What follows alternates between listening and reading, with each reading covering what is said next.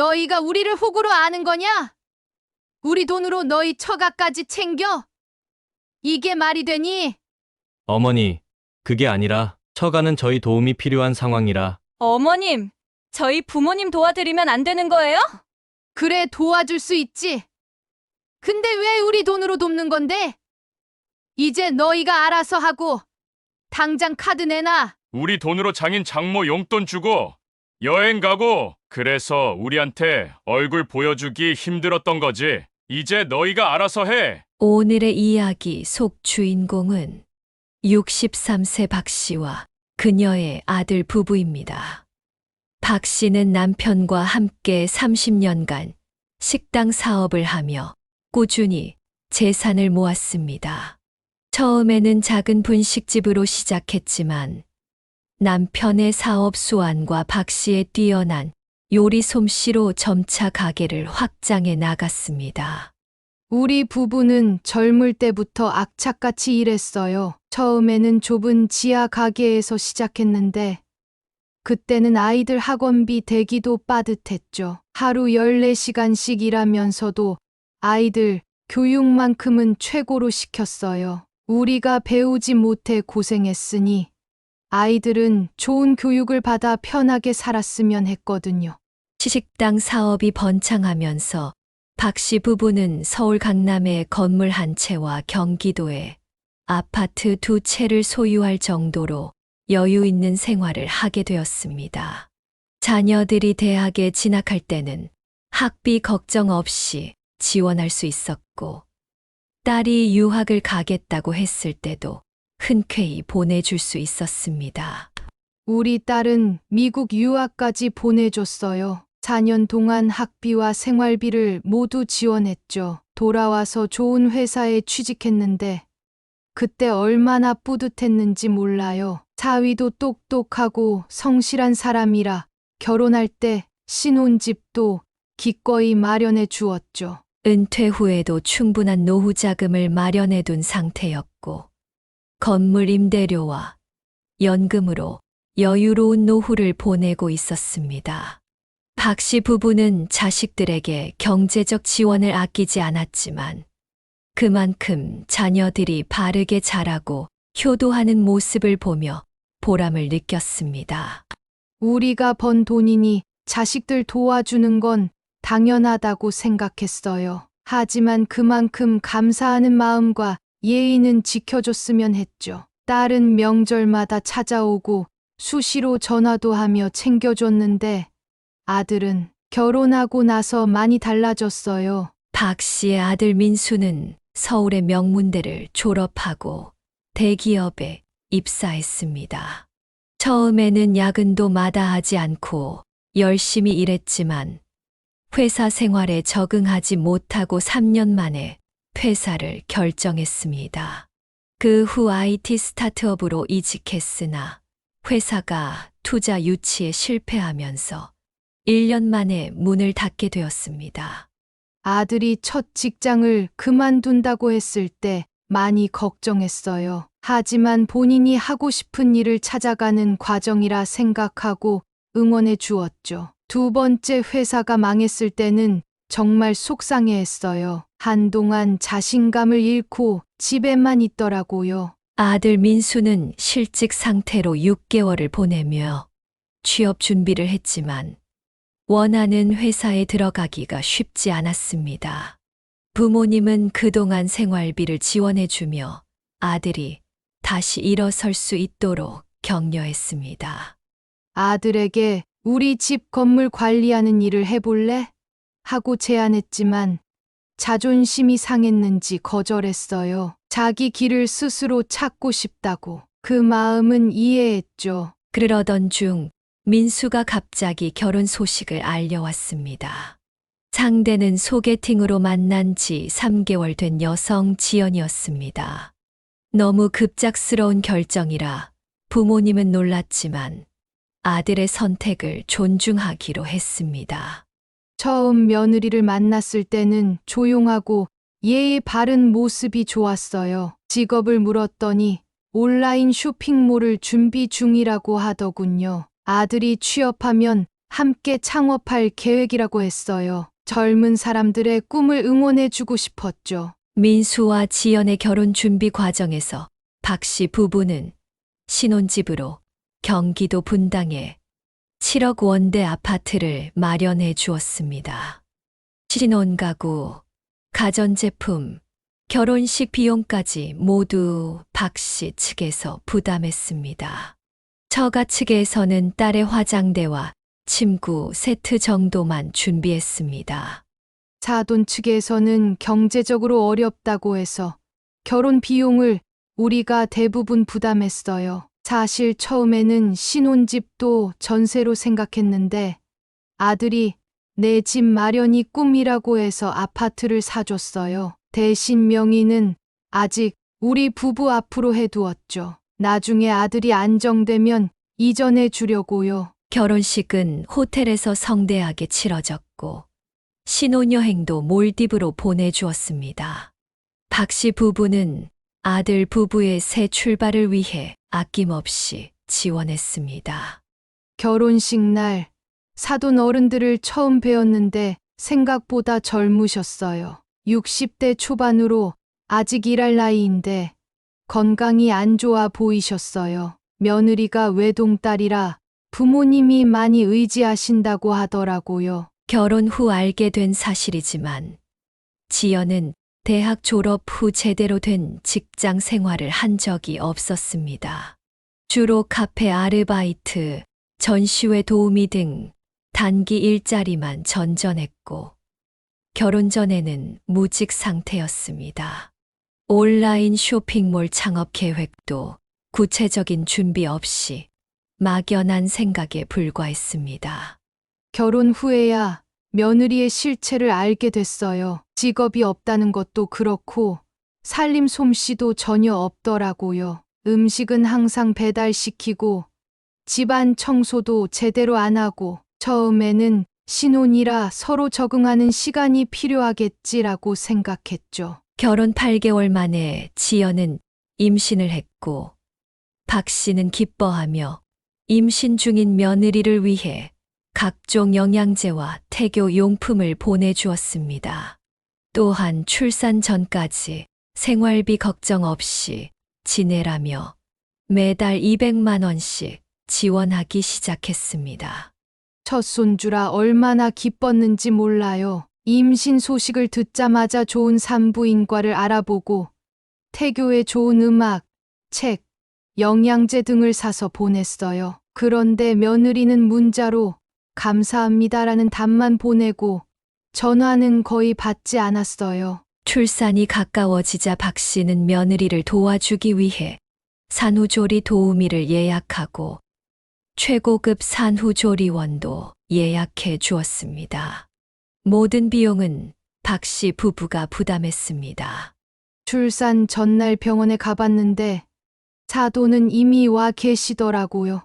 저희보다 먼저 연락을 받으셨나 봐요. 그래도 첫 손주 보는 기쁨에 그런 서운함은 넘어갔죠. 손주가 태어난 후에도 상황은 나아지지 않았습니다. 박 씨가 손주를 보러 가겠다고 하면 항상 아기가 잠들었다. 예방접종 맞고 컨디션이 안 좋다. 오늘은 장모님이 오셔서 등의 이유로 방문을 못하게 했습니다.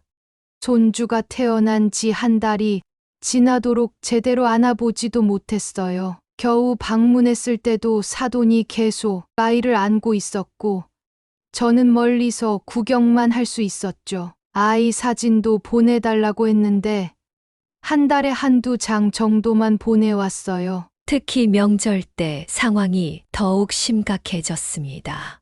첫 명절에 아들 부부는 친정에 가야 한다며 시댁 방문을 거절했고 두 번째 명절에는 아이가 아프다는 이유로 오지 않았습니다. 명절마다 찾아오지 않는 것도 서운했지만 더 서운했던 건 손주 얼굴도 제대로 못 본다는 거였어요. 딸은 주말마다 아이를 데리고 놀러 오는데 아들네는 100일이 지나도록 한 번도 방문하지 않았어요. 민수는 결혼 후에도 취업에 성공하지 못했고 박 씨 부부는 아들 가족의 생활비를 지원하기 위해 매달 200만 원씩 송금했습니다. 또한 며느리에게 생활비 카드를 따로 만들어 주었습니다. 아이도 있고 하니 경제적으로 어려움 없이 살았으면 했어요. 매달 200만 원씩 보내고 카드도 만들어줬죠. 한도는 200만 원으로 했는데 주로 마트비나 아기 용품 사는데 쓰라고 했어요. 그러던 어느 날, 박 씨는 카드 명세서를 확인하다가 이상한 점을 발견했습니다. 백화점과 명품 매장에서 고액 결제가 자주 이루어졌고, 같은 날짜에 현금 서비스로 100만 원씩 인출한 내역이 매달 있었습니다. 처음에는 아기 용품이 비싸서 그런가 싶었어요. 그런데 자세히 보니 명품 매장 결제에 현금 서비스까지 매달 찍혀 있더라고요. 아들에게 물어보니 그 돈으로 처가 부모님께 매달 용돈을 드리고 있었던 거예요. 더 자세히 살펴보니 카드로 명품 가방 87만 원, 고가의 화장품 세트 53만 원, 골프 클럽 120만 원 등을 구매한 내역도 있었고, 처가 부모와 함께 한 호텔 식사 회당 30만 원, 제주도 여행 경비 180만 원 등도 있었습니다. 카드 사용 내역을 보니 정말 놀랐어요. 생활비와 아기 용품에 쓰라고 준 카드로 명품을 사고 현금 서비스까지 이용해 처가 부모님 용돈을 드리고 있었던 거예요. 그것도 우리에게는 한마디 말도 없이. 특히 충격적이었던 것은 박 씨 부부의 결혼 기념일과 생일에도 아들 부부가 선물 한 번 사주지 않았다는 점이었습니다.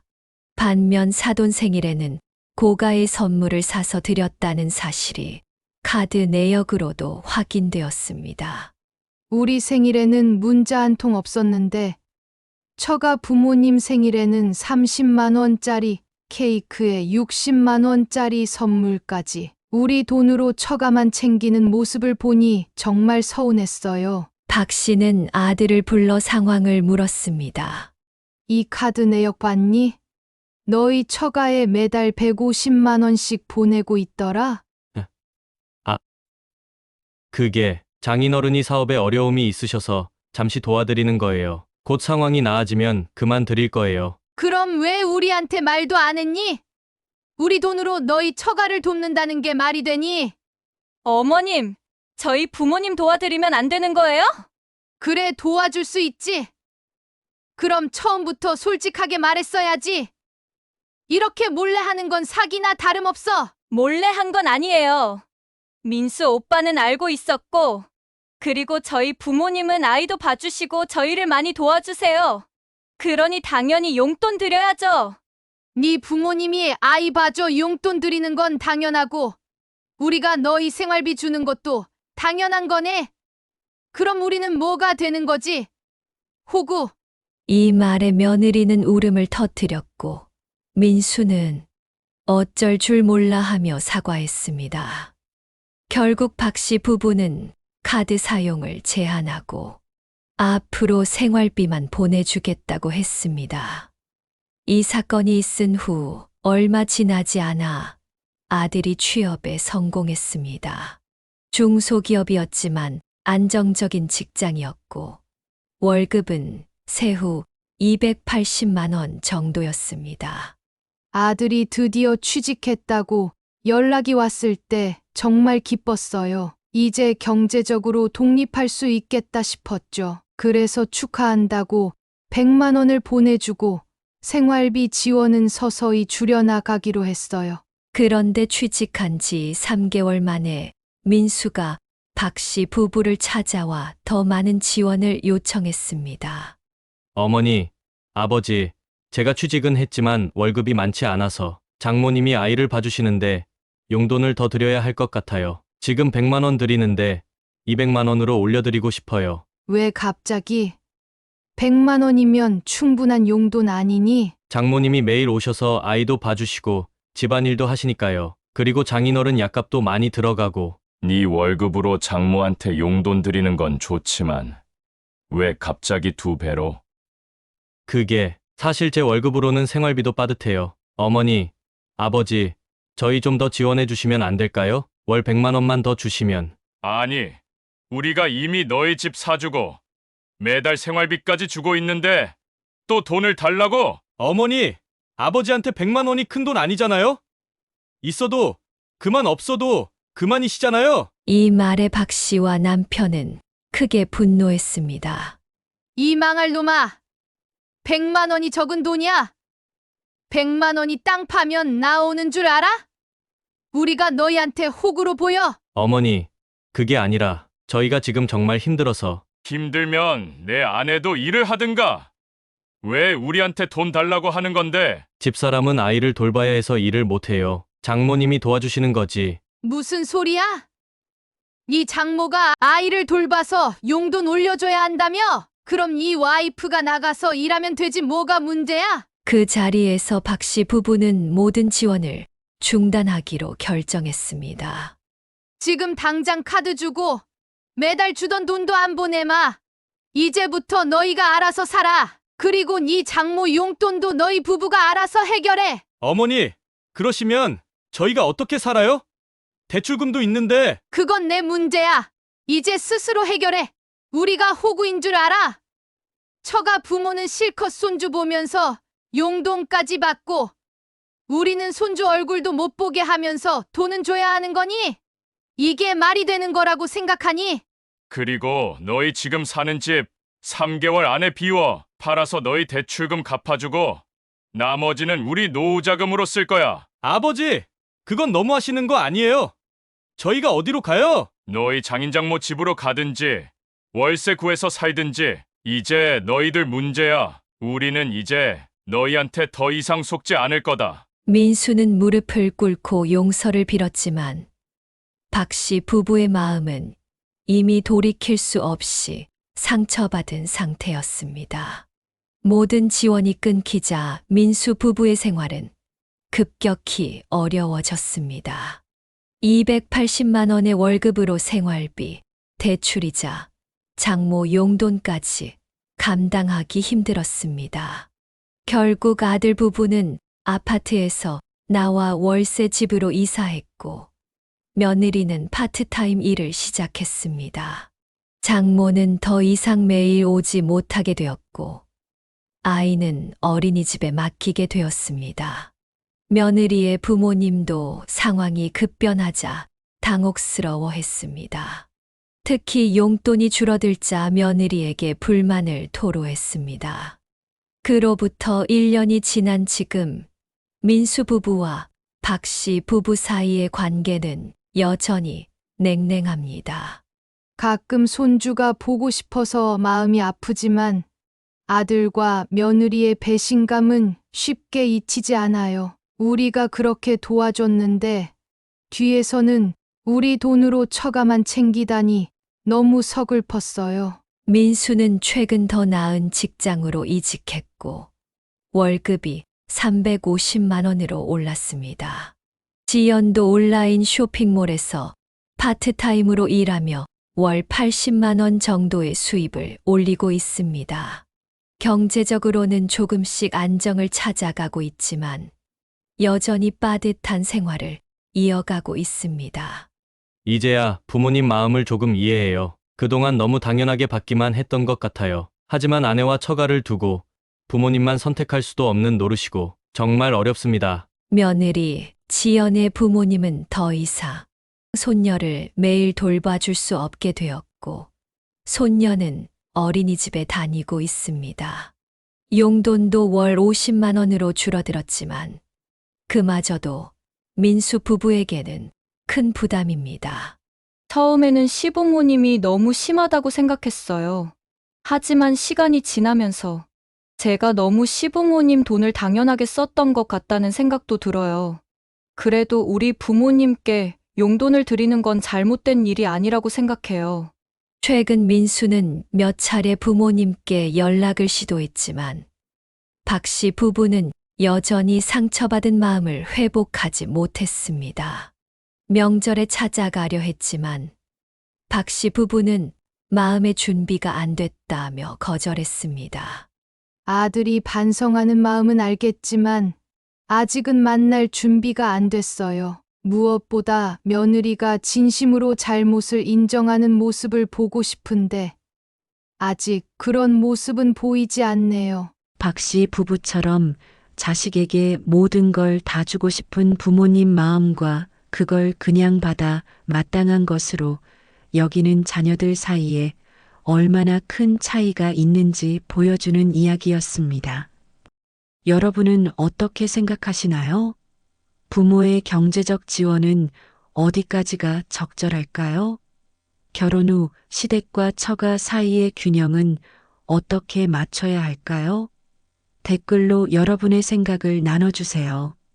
서로의 이야기가 누군가에겐 큰 위로가 될 수 있으니까요. 오늘의 사연은 여기까지입니다.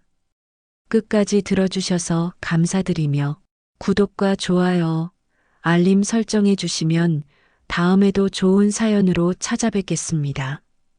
이 영상을 보신 모든 분들의 앞날에 건강과 행복이 가득하시기를 바랍니다. 엄마, 장모님 오셨는데 아침밥 좀 해주시지 그래요. 장모 왔으면 너희가 챙겨야지. 내가 무슨 가정부냐? 아니, 엄마. 그런 뜻은 아니고 그냥 장모님 체면도 있고 하니까. 체면은 니나 챙겨라. 나는 니네 집 식모 아니다. 그날 저는 처음으로 아들에게 깊은 배신감을 느꼈습니다. 안녕하세요. 저는 경기도 안산에 살고 있는 64세 김미자입니다. 남편 없이 아들 하나 품에 안고 살아온 세월 눈물로 버틴 시간들을 떠올리며 나는 마음을 굳게 먹었습니다. 그래, 더는 안 되겠다. 내 가진 거 다 정리하고 내 인생 다시 살아야겠다. 오늘 제 이야기를 들으시면서 혹시 저처럼 가슴 아픈 마음 품고 계신 분들께 조금이나마 위로가 되었으면 합니다. 구독과 좋아요, 알림 설정 부탁드려요. 여러분의 따뜻한 응원 댓글이 제게는 정말 큰 힘이 됩니다.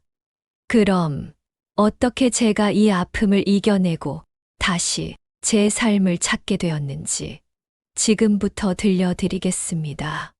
저는 경상북도 영천에서 태어났습니다. 어려서부터 가난이 무엇인지 뼈저리게 느끼며 자랐습니다. 초등학교도 반쯤 다니고 말았지요. 새벽이면 논바지를 도와야 했고, 낮이면 시장에서 품팔이를 했습니다. 그래도 집으로 돌아올 때마다 어머니가 끓여주시던 보리밥 한 그릇에 세상을 다 가진 듯 행복했지요. 그렇게 가난 속에서 자라다 20살이 되기도 전에 남편을 만났습니다. 잘 살아보자는 꿈 하나만 믿고 시집을 갔지만 세상 일은 뜻대로 되지 않더군요. 남편은 일찍 세상을 등졌고 저는 갓난아기였던 아들 하나를 품에 안고 남겨졌습니다. 아들 하나 의지하며 살았습니다. 어디 쉬운 일이 있었겠습니까? 빨래방, 식당, 공장 일을 안 해본 게 없을 만큼 닥치는 대로 일했습니다. 한겨울에도 손이 트고 갈라져 피가 나도 아들을 키워야 했기에 이를 악물었습니다.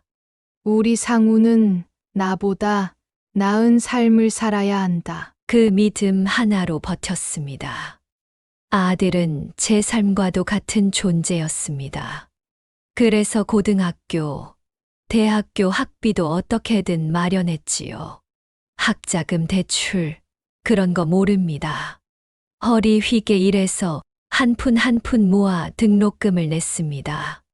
등록금 고지서 받아들고 한숨 쉬던 기억이 아직도 생생합니다. 그렇게 아들은 대학을 졸업했고 번듯한 직장에 취직했습니다. 저는 그날을 평생 잊지 못할 겁니다. 졸업식 날 털코트 하나 걸치고 서 있던 제게 아들이 웃으며 꽃다발을 건네주었지요. 엄마, 이제는 내가 엄마 지켜줄게. 그 말에 얼마나 울었는지 모릅니다. 그러고 몇 년 후 아들은 좋은 처자를 만나 결혼했습니다. 며느리 민정이는 깔끔하고 똑부러진 성격이었습니다. 처음엔 참 마음에 들었습니다. 아들과 웃으며 지내는 걸 보니 고생한 보람이 있다고 여겼지요. 결혼식 날 하객들 앞에서 아들이 제 손을 꼭 잡으며 말했습니다. 엄마, 이제 엄마 고생 끝이야. 그 말을 저는 정말 믿었습니다. 이제야 나는 좀 쉴 수 있겠구나. 며느리랑도 사이 좋게 지내고 손주 생기면 함께 돌보며 행복하게 살 수 있겠구나. 하지만 결혼한 지 1년쯤 지났을 무렵부터 조금씩 어긋나기 시작했습니다. 며느리 민정이가 툭툭 내뱉는 말들이 걸렸습니다. 어머니, 우리 집은 좀 프라이빗하게 살고 싶어요. 어머니가 자주 오시면 아이한테도 별로 안 좋아요. 아들을 보며 속상함을 말해도 요즘은 다 그래, 엄마. 대수롭지 않게 넘겼습니다. 참았습니다. 요즘 젊은이들이 다 그런가 보다 했습니다. 오히려 제가 시대에 뒤처진 건가 스스로를 탓하기도 했습니다. 그렇게 애써 스스로를 달래며 몇 해가 흘렀습니다. 아들이 새 아파트를 마련하면서 저를 불렀습니다. 엄마, 가까운 데로 이사 왔으니까 자주 오세요. 그 말에 또 마음이 풀렸습니다. 그런데 이사 첫날 믿기 힘든 장면을 목격했습니다. 민정이의 친정어머니가 이른 아침부터 와서 부엌을 들락날락하며 아침상을 차리고 있더군요. 아들은 자연스럽게 저를 보며 말했습니다. 엄마, 장모님 오셨는데 아침밥 좀 같이 차려주세요. 그 말이 제 심장을 내려치는 듯 했습니다. 순간 제 손이 덜덜 떨렸습니다. 나는 누구인지, 내가 왜 여기서 이런 대접을 받아야 하는지. 그날 이후로 아들의 집에 가는 발걸음이 무거워졌습니다. 갔다가도 집에 돌아와서는 이불을 뒤집어 쓰고 소리 없이 울었습니다. 평생 일에 모은 돈도 아들에게 다 줬습니다. 결혼할 때 전세금도 보태줬고 차도 사줬습니다. 하지만 정작 저는 손 하나 내밀지 못하는 신세가 되어 버렸습니다. 며느리 민정이는 점점 더 대놓고 거리두기를 했습니다. 어머니는 몸도 약하시니까 무리하지 마세요. 그 말 뒤에는 우리 생활에 끼지 마세요라는 뜻이 숨어 있다는 걸 알았습니다. 그때부터 저는 조금씩 결심했습니다. 내 남은 돈, 내 남은 집, 이제 나를 위해 아끼지 말자. 남 좋은 일 시키느니 내 손으로 깨끗이 정리하자. 결국 저는 제 이름으로 남아있던 작은 아파트 하나를 조용히 팔기로 마음먹었습니다. 그리고 은행에 찾아가 돈을 소액 통장으로 쪼개 입금하기 시작했습니다.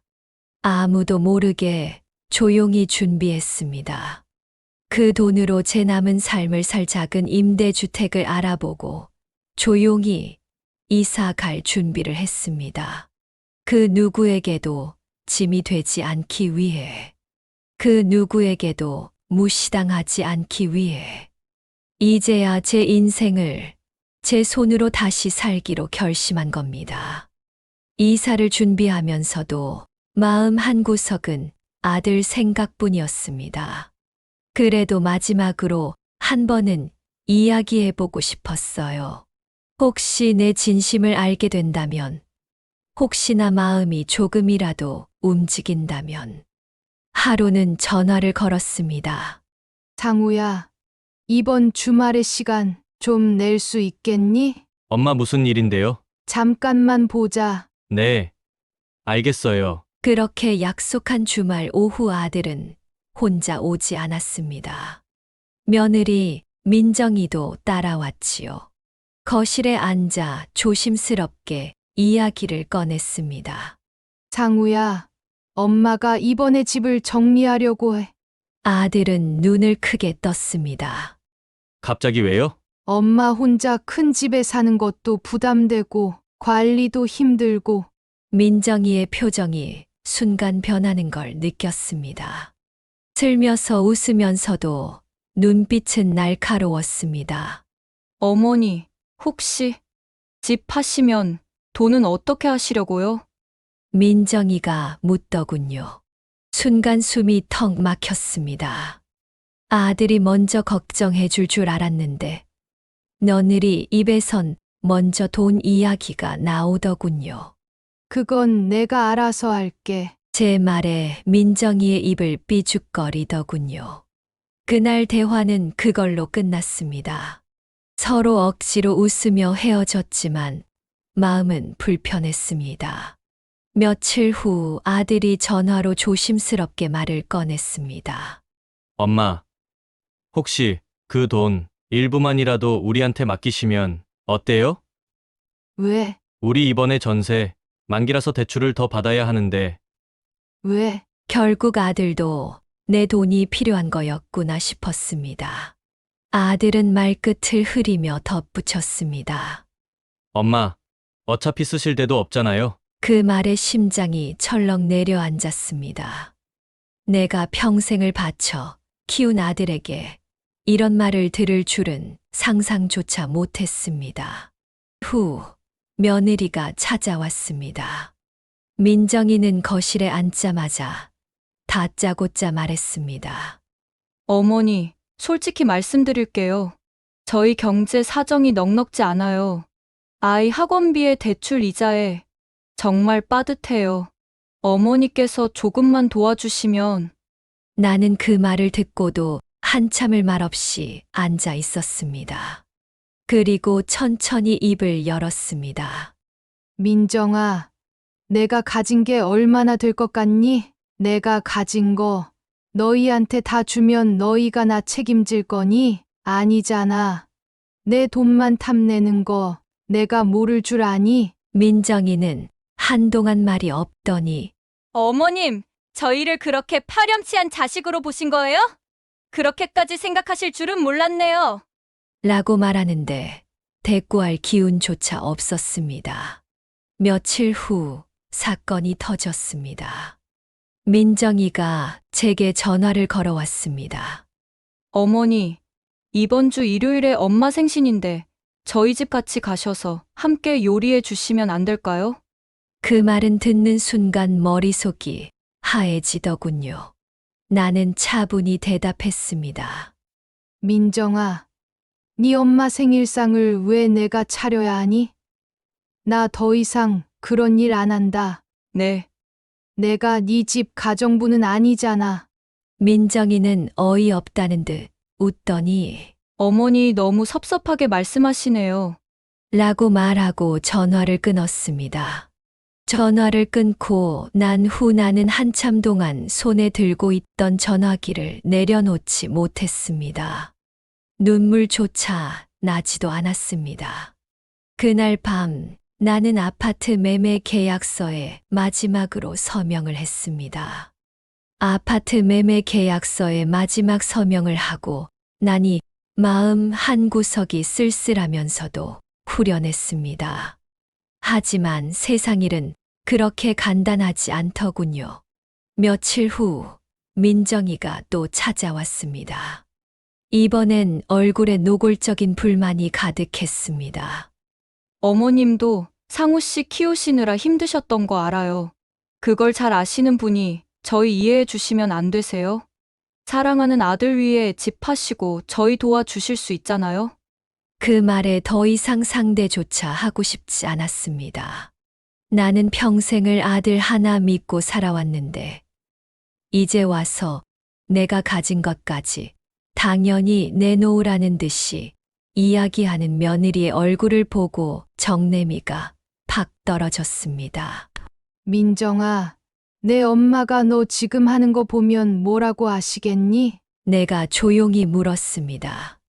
민정이는 잠시 입을 다물더니 우리 엄마는 다 이해해요. 라고 대답했습니다. 그 말은 결국 당신은 이해 못하는 사람이다. 라는 뜻이었습니다. 두 번째 갈등은 아들 상우와의 대화에서 터졌습니다. 그날도 상우가 전화를 걸어왔습니다. 엄마, 민정이 말이 좀 심했을 수도 있는데 이해해줘. 우리 요즘 진짜 빠듯하거든. 빠듯하면 아껴 쓰던가 하면 되지? 왜 나한테 돈을 달라고 하는 거냐? 나는 냉정하게 대답했습니다. 엄마, 상우는 한숨을 쉬었습니다. 엄마, 솔직히 이제 엄마도 연세 드셨잖아. 혼자 사는 거 위험하니까 차라리 우리랑 같이 사는 게 낫지 않아요? 같이 살면서 나더러 아침밥 차리라 하겠지. 내 말에 상우는 아무 말도 하지 않았습니다. 그 침묵이 더 아팠습니다. 아들은 변명도 부정도 하지 않았습니다. 이미 답은 나와 있었습니다. 내가 믿었던 아들도 이제는 내 편이 아니라는 거요. 세 번째 갈등은 아주 결정적이었습니다. 며느리 민정이가 어찌 알았는지 아파트 부동산 사무실까지 찾아왔습니다. 민정이는 사무실 안에서 조용히 말했습니다. 어머니, 지금이라도 늦지 않았어요. 잔금 받으면 그 돈 일부라도 저희한테 맡기세요. 어머니 혼자 쓰기엔 너무 많잖아요. 나는 그 말을 듣는 순간 온몸이 얼어붙는 것 같았습니다. 민정아, 이 돈은 내 마지막 인생이야. 그 누구한테도 줄 생각 없어. 민정이는 얼굴이 붉어지더니 어머니, 그럼 앞으로 우리한테 아무런 기대도 하지 마세요. 저도 사람인데 자식 몰라라 하고 본인 인생 찾겠다는 어머니 이해할 수가 없네요. 저희도 사람이라 서운한 건 어쩔 수 없어요. 그 말이 협박처럼 들렸습니다. 기대? 내가 언제 너희한테 기대한 적이 있니? 나는 지금까지 너희한테 주기만 했다. 근데 나의 노후 자금을 탐내는 너가 제정신인 거니? 그래, 기대 안 할 테니 걱정 말고 가라. 나는 차분하게 대답했습니다. 민정이는 아무 말도 하지 못하고 뒤돌아 나갔습니다. 그 뒷모습을 보니 남아있던 미련조차 깔끔히 떨칠 수 있었습니다. 저는 잔금 통장 하나를 꼭 쥔 채 보란 듯이 당당하게 부동산 사무실을 걸어 나왔습니다. 저는 처음으로 제 인생을 위해 선택했고 그 선택의 후회는 없습니다. 오히려 참 뿌듯했습니다. 그날 밤 혼자 방에 앉아 생각했습니다. 그래도 내 인생 후회 없이 살았다. 아들에게 준 사랑을 후회하지 않는다. 하지만 이제부터는 나를 위해 살겠다. 작은 원룸을 계약하고 새로운 생활용품을 하나둘 사 모으면서 나는 내 삶을 다시 꾸려 나가기 시작했습니다. 좁은 방에 작은 테이블 하나, 전기밥솥 하나, 그래도 마음은 참 따뜻했습니다. 혼자지만 자유로웠습니다. 아무도 나를 가정부 취급하지 않았습니다. 아무도 내 돈을 탐하지 않았습니다. 새로운 방으로 이사한 첫날 작은 방 안에 햇살이 들이치는데 왠지 모를 눈물이 핑 돌았습니다. 혼자지만 외롭지 않았습니다. 비로소 내 삶을 다시 찾은 기분이었으니까요. 이삿짐을 풀며 작은 액자 하나를 꺼냈습니다. 아들과 찍은 옛날 사진이었습니다. 아장아장 걷던 아기 상우를 안고 환하게 웃던 내 모습이 담긴 사진이었습니다. 그때는 세상 무엇도 두려울 게 없었습니다. 내가 이 아이를 지키기 위해서라면 어떤 고생도 견딜 수 있었지요. 사진을 내려놓고 깊게 숨을 들이마셨습니다. 이제는 나를 위해 살자, 미자야. 스스로 다짐했습니다. 며칠 후 아들이 전화를 했습니다. 엄마, 어디세요? 왜 집에 안 계세요? 엄마 이사했어. 네. 이사를 왜 혼자 하셨어요? 아들의 목소리에 다급함이 묻어났습니다. 나는 차분히 대답했습니다. 엄마 이제 너희 눈치 보며 살지 않으려고. 엄마, 무슨 말씀을 그렇게 해요? 너희가 나를 가정부처럼 부릴 때마다 내가 얼마나 초라했는지 아니? 엄마, 상우는 말을 잊지 못했습니다. 너희도 이젠 너희 인생 살아. 엄마도 이제 내 인생 살 거야. 상우는 한참 침묵하더니 작은 목소리로 말했습니다. 죄송해요. 엄마, 그 말 한마디에 그동안 쌓였던 서러움이 조금은 풀리는 듯 했습니다. 미안하면 됐다. 앞으로는 내 아내, 내 아이한테만 충실해라. 며느리 민정이에게도 한 통의 문자를 보냈습니다. 민정아, 나 너희에게 짐이 되기 싫어서 이사했다. 앞으로 나는 내 삶을 스스로 책임질 거야. 너도 너희 가정 지키느라 힘들었을 텐데 고생했다. 답장은 오지 않았습니다. 괜찮았습니다. 기대를 하지 않았기에 실망조차 없습니다. 이사 온 동네에는 작은 복지관이 하나 있었습니다. 거기서 진행하는 노년 재능 기부 프로그램에 참여하게 됐습니다. 한글을 모르는 할머니들에게 글씨를 가르쳐 드리는 봉사 활동이었습니다. 처음엔 어색했지만 점점 즐거워졌습니다. 매일 아침 복지관에 가서 할머니들과 웃고 떠들고 같이 밥을 먹고 수업하고 나면 하루가 금세 지나갔습니다. 어느 날 봉사 끝나고 집에 돌아오는 길에 문득 깨달았습니다. 내가 필요한 곳은 따로 있었구나. 내가 여전히 누군가에게 의미 있는 존재구나. 오롯이 나를 위한 삶을 살다 보니 어느덧 아들, 며느리가 전화를 해오더군요. 엄마, 잘 지내요? 응, 잘 지낸다. 조만간 얼굴 보러 갈게요. 나는 웃으며 대답했습니다. 그래, 올 때는 빈손으로 와라. 내가 해줄 건 없지만 같이 밥은 먹자. 그 말은 진심이었습니다. 원망도 기대도 모두 내려놓고 나니 진짜 편안해졌습니다. 봄날 복지관 뒷마당 벚꽃나무 아래 벤치에 앉아 있었습니다. 흰 벚꽃이 바람에 흩날렸습니다. 그 모습을 보며 생각했습니다. 살면서 참 많은 걸 포기했고, 많은 걸 잃었지만, 그래도 끝까지 나 자신만은 지킬 수 있었습니다. 지금에서야 알게 됐습니다. 비로소 진짜 제 삶을 찾았다는 거요. 나를 사랑하는 방법도 이렇게 늦은 나이에야 겨우 배웠지만, 그래도 늦지 않아서 다행입니다. 지금 제 곁에는요, 누구 눈치도 볼 필요 없는 작은 자유가 있습니다. 크진 않아도 햇살이 잘 드는 방, 혼자 먹는 밥상에도 따뜻한 웃음이 깃듭니다. 가끔 아들과 며느리가 들르기도 하고, 손주가 장난감을 들고 놀러 오기도 합니다. 그래도 이제는 집안일에 끌려다니지도 않고, 억울한 심부름을 강요받지도 않습니다. 이제야 알게 되었습니다. 진짜 가족은 돈에 기대지 않고, 진짜 사랑은 희생만을 강요하지 않는다는 걸요. 혼자지만 외롭지 않고 조용하지만 참 행복합니다. 여러분 혹시 저처럼 자식에게 모든 걸 걸고 살아오셨던 분들이 계신가요? 혹시 서운하고 억울한 마음에 밤잠 설친 적 있으신가요? 그렇다면 제 이야기를 기억해 주세요.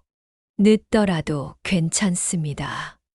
남은 인생, 나를 위해 살아도 절대 늦지 않았습니다. 지금 이 순간부터라도 여러분 자신을 제일 먼저 챙겨주세요. 여러분은 충분히 존중받을 가치가 있습니다. 혹시 이 영상이 마음에 와닿았다면 구독과 좋아요, 그리고 알림 설정 부탁드릴게요. 여러분의 따뜻한 댓글 하나하나가 저에게는 정말 큰 힘이 됩니다. 여러분의 노후, 여러분의 행복을 진심으로 응원합니다.